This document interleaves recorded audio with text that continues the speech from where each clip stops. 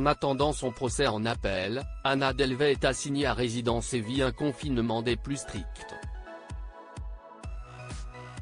Contrainte à ne sortir qu'une fois par semaine pour se rendre au bureau de son contrôleur judiciaire, elle porte également un bracelet électronique et refuse formellement de retourner en Allemagne. Interviewée par le magazine Elle, Anna Delvey a accepté de dévoiler les secrets de son quotidien depuis sa condamnation pour escroquerie, grand banditisme et crime organisé en 2019. Après s'être fait passer pour une riche héritière allemande durant plusieurs années, avoir intégré le Gotha de New York et avoir presque réussi à obtenir un prêt de 22 millions de dollars, la jeune Russe de 32 ans, qui s'appelle en réalité Anna Sorokin, s'était finalement fait prendre en 2017 puis condamnée 2 ans plus tard à 4 ans de prison.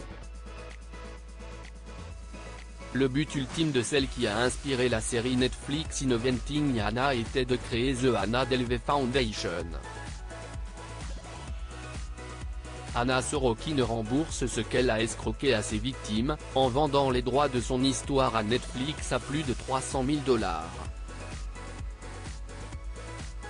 Relâchée pour bonne conduite en février 2021, elle est aussitôt rattrapée par la justice car le visa de touriste qui lui permettait d'être sur le sol américain a largement expiré. Les avocats d'Anna arguent qu'elle ne pouvait le renouveler car elle était en prison.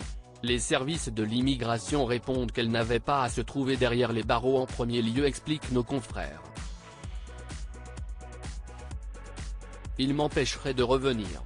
Et toute ma vie est ici, explique-t-elle.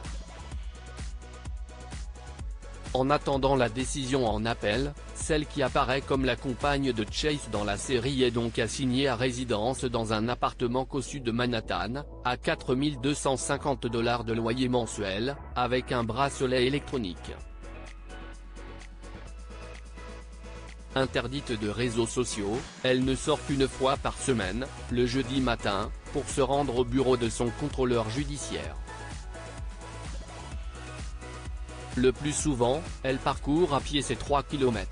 L'occasion de s'aérer et d'entretenir l'illusion d'une vie normale. Pourquoi suis-je la seule personne aux États-Unis assignée à domicile pour une histoire de visa ? S'interroge-t-elle. Ce n'est pas comme si mon crime avait été violent. Ça protège qui de m'empêcher d'aller et venir ? Techniquement, ce que j'ai fait peut l'être depuis partout dans le monde, il suffit d'avoir une ligne téléphonique. En fait, ils ont pris cette décision l'année où la série est sortie. Pour Anna comme pour ses proches, elle est aussi victime de sexisme. Si elle avait été un homme, explique son amie Julia Fox, ex de Kanye West, elle serait milliardaire aujourd'hui. Elle a fait tout ce que font les mecs riches, ils n'utilisent jamais leur propre argent pour monter des projets, ils empruntent. Est-ce qu'elle a falsifié certains documents? Oui. Mais comme le font ces connards. J'essaie de ne pas me regarder comme une victime. Je veux me concentrer sur le travail, conclut Anna, certainement pas prête à s'avouer vaincue et qui semble déjà préparer activement une manière de rebondir.